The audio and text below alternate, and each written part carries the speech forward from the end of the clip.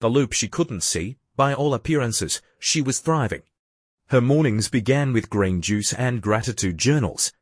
Her calendar was meticulously blocked, color-coded by productivity level. A vision board hung above her desk, filled with luxury travel, TED Talks, and quotes like discipline equals freedom. Her bookshelf was stacked with personal development manuals, dog-eared, highlighted, underlined twice, and yet something felt wrong. Quietly, stubbornly wrong. No matter how many habits she stacked, how many planners she filled, her life moved in circles, not forward.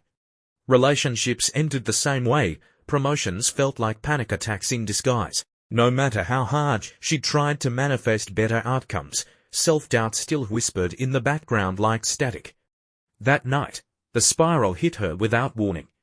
She sat on her bedroom floor at 2:17 a.m., laptop glowing softly beside her, a podcast still murmuring about goal-setting strategies she'd already mastered. Her perfectly curated life suddenly felt like a shell, polished on the outside, empty on the inside. She crawled to the mirror in the hallway, her breath unsteady. Mascara she hadn't realized she was still wearing smudged beneath her eyes. And for the first time in a long time, she didn't reach for a mantra or a coping mechanism. She just looked at herself, really looked. And then, in a whisper too soft to be rehearsed, "Why does nothing ever really change?" The reflection didn't answer, but deep inside, something cracked. Not broken, opened, and the unraveling began. The dream that wasn't hers, the dream was too vivid to dismiss. She was standing in a hallway that didn't belong to her, the wallpaper faded, floral, eerily familiar. A child's drawing fluttered on the wall. The air smelled like baby powder and something sour, like regret. And then, the voice, not hers, not even dreamlike, real to real, sharp as bone, "You'll never be enough." She jolted awake, heart pounding, soaked in sweat. Her sheets tangled like restraints around her legs. It was still dark outside, but the dream clung to her skin like fog. She reached for her phone, no missed calls, no notifications, just silence, and the slow realization that what she'd just heard wasn't fantasy. It was a memory, but here's the thing, she couldn't remember ever hearing it out loud. Not exactly, yet it had always been there, lurking in the background noise of her decisions, whispering in moments of hesitation, woven into the subtext of her relationships, her self-worth, her ambition. What if it wasn't just a thought? What if it was a script? Programmed long before she ever had the chance to edit it. She stared at the ceiling, the shadows shifting like thoughts she'd never questioned. For the first time, she wondered how many of her beliefs were hers at all. The self-help books told her to change her thoughts. But none of them had ever asked the real question. Whose thoughts were they to begin with? In the dark, with dawn still hours away, she lay frozen, not from fear, but from the dizzying weight of a possibility she'd never dared consider. Her mind wasn't broken, it was inherited, the childhood code. The next morning, something pulled her back. Back to the attic, back to a dusty box marked keepsakes. Inside, crayon drawings, birthday cards, broken pencils, faded photographs, and beneath it all, a stack of old journals, barely held together by worn-out spirals and childhood handwriting that slanted too hard to the right. She hadn't opened them in years. The first entry was from when she was 6. "Today I was good," Mommy smiled. "I didn't cry this time." The words hit her like a wave, not because they were sad, but because they were familiar. The same voice, the same tone, she still used with herself. Be good, be quiet, be helpful, be small. As she flipped through the pages, patterns emerged. Moments she hadn't consciously remembered came flooding back. The shame of spilling juice on the white couch. The panic when she got a B+, the silence after asking too many questions. In a home filled with love but bound by unspoken rules, she'd learned early how to survive, earn approval, avoid disruption, suppress everything else. And in the quiet flicker of a dusty home video she found later that night, her 5th birthday, it was all there again. Her small body stiff in a tutu, smiling too hard, eyes darting to her mother's face for permission to be excited. Her father laughing too loudly, her younger self shrinking in plain sight. That's when she saw it clearly. Her subconscious hadn't been formed by trauma alone. It had been built by repetition, repetition of silence, of shame wrapped in politeness, of reward for obedience disguised as love. These weren't memories, they were instructions. Somewhere between crayons and quiet tears, she had been programmed. And all this time, her adult life, the self-doubt, the perfectionism, the endless proving, had been running on code she never consciously wrote. For the first time, she realized her inner critic wasn't hers.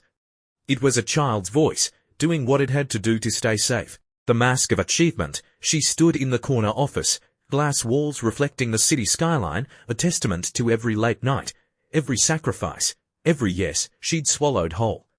Her promotion had arrived, sealed with applause and congratulatory emails. Yet, in the quiet moments alone, the victory felt hollow, like a trophy made of smoke slipping through her fingers. Then came the meeting. Her boss, usually a pillar of calm, raised his voice sharply over a missed deadline she barely remembered. The pressure, the exhaustion, the weight of expectations snapped something inside her. Her hands trembled, the polished mask she wore cracked. She broke down not because she failed, but because she succeeded too much. Every achievement was a layer of armor, forged not from pride but survival. A mask she'd constructed to hide the cracks she never learned to fill. She caught a glimpse of herself in the reflective surface of the conference room window, a woman she barely recognized, sharp suit, poised smile, but eyes glazed with exhaustion and silent screams. Who am I beneath this mask? She wondered, voice barely audible over the hum of the city. The truth gnawed at her. All those accolades and milestones were never truly hers. They were coping mechanisms, carefully crafted defenses to keep the world at bay and silence the voice inside that whispered, "You're not enough. You never will be." If she removed the mask, if she dared to be vulnerable, who would she be? For the first time in years, the question was no longer frightening. It was necessary. The undoing begins. She had spent years building herself up, adding new habits, chasing perfection, layering one mantra after another like bricks in a fortress. But now, the real work was different. It wasn't about stacking more. It was about peeling back, undoing. It began quietly, almost imperceptibly, with a single question echoing in her mind. What if I don't need to prove anything? She started by challenging the voices she had trusted the longest, those automatic, ruthless whispers of self-criticism. The ones that told her she wasn't enough, that her best would never be good enough. At first, they fought back. When she replaced "I'm not worthy" with "I am learning to accept myself," a shadowy voice inside hissed, "You need me to stay safe." She realized this internal resistance wasn't her enemy. It was a protector, a survival mechanism forged in childhood to shield her from rejection, pain, and loneliness. But now, it was a prison. Tracing the emotional triggers was like following a map back to buried pain, moments where fear, shame, or anger had been locked away. Each trigger pulled at the threads of her defenses, unraveling long-held beliefs. She journaled fervently, confronting her old stories head-on. I'm not good enough, I must be perfect. If I fail, I will be abandoned. With trembling hands, she began to write new truths. I am worthy as I am. Imperfection is part of my humanity. Love is not conditional on my performance. But the process was neither linear nor easy. Every time one belief dissolved, another clawed its way to the surface, louder and more insistent. A voice screaming from the depths, "Don't let go, I'm all you have left." Still, she persisted, because she had glimpsed something on the other side, freedom. A possibility that felt fragile, but real. And so, the undoing began, a slow, painful, necessary shedding of everything that wasn't truly hers, the language of the subconscious. The day she met the mentor was no ordinary day. The older woman appeared like a whisper from another world, calm, unhurried, and wrapped in a quiet wisdom that seemed to pulse beneath her skin. Her eyes held secrets, as if she'd walked through darkness and emerged into light, carrying a map for others lost in the shadows. I rewired myself, she said simply, almost as if it were a casual fact. But it wasn't about forcing change, it was about learning a new language. A language she had never been taught, the language of the subconscious. The mentor spoke of theta states, those precious, fleeting moments just before sleep and right after waking, when the mind relaxes and the subconscious mind opens like a door left ajar. She introduced her to visualization, not just daydreams, but vivid, emotionally charged mental movies where she could rewrite her story, seeing herself whole and powerful. Then came affirmations, but different from the ones she'd tried before. These were layered with feeling, repetition, and personal symbols, a kind of emotional code the subconscious could understand without resistance. And finally, the strange, poetic work with dream symbols, interpreting the hidden language her mind spoke at night, turning nightmares into messages, fears into keys.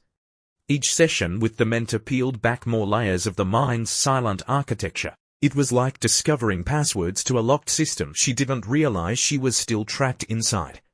At times, the process felt like drowning, emotions rising, memories surfacing, but the mentor's steady presence was an anchor. Your subconscious doesn't speak words, she reminded her gently. It speaks in symbols, feelings, and repetition.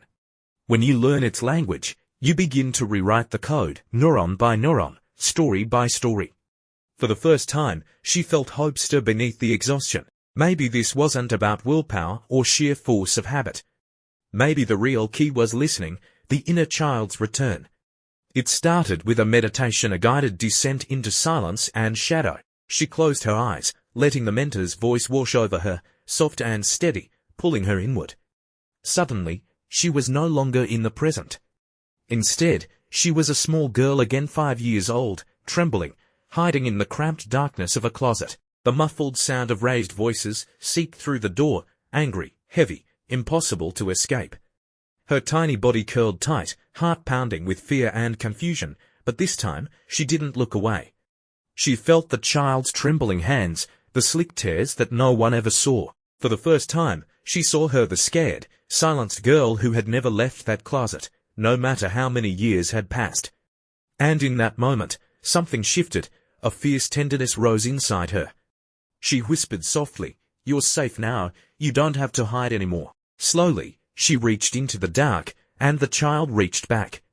They embraced, two halves of one soul finally reunited, and with that embrace came a rush of power, long buried, the courage to feel, to be seen, to break free from the chains of old pain. For the first time, she understood. The real healing wasn't about fixing what was broken, it was about reclaiming what was lost. Her inner child was not a wound to be hidden but a wellspring of strength waiting to be heard. The system reboots, or so she thinks. For the first time in what felt like forever, life began to shift. She walked lighter, breathed deeper, laughed more freely. The heavy fog of self-doubt started to lift, replaced by something unfamiliar, hope. New love sparked unexpectedly, a fresh career path unfolded with surprising ease, and for once, the future looked like an open horizon instead of a looping script. She felt brave, alive, as if she had finally cracked the code. But the old programs didn't vanish quietly. One morning, just as a breakthrough opportunity landed at her feet, a chance to step fully into the life she'd dreamed of, something inside her screamed no. Without thinking, she sabotaged it, a self-sabotage so instinctive, so sudden, it shocked even her. The mentor's words echoed in her mind. The final program is always the one you built to protect yourself.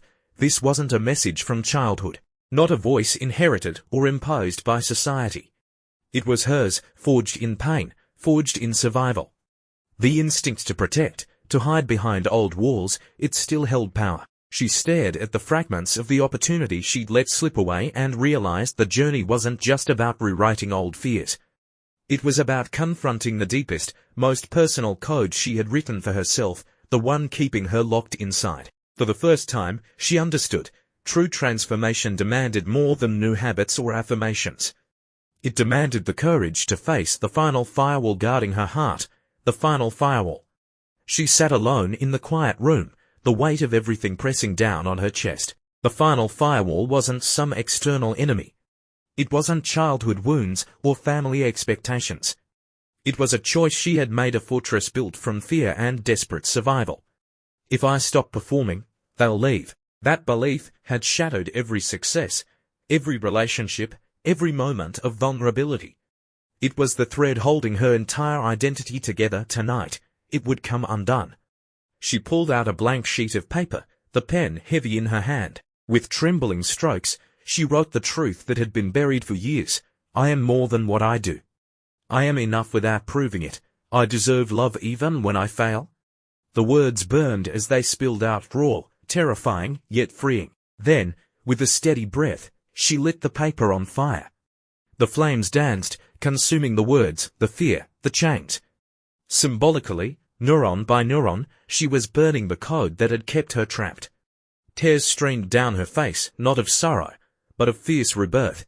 For the first time, she felt the walls crack open wide enough to let her true self step through. She was no longer running a survival program. She was choosing to live the life she now chooses. She didn't emerge from the fire unscathed.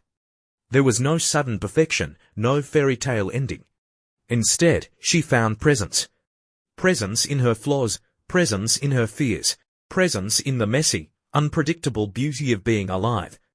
She woke up each morning no longer running on autopilot or the scripts handed down by others, but with a raw, fragile awareness that this life was hers, fully and completely. Her thoughts were no longer shadows of inherited doubt but her own, sometimes messy, sometimes unclear, but always authentic.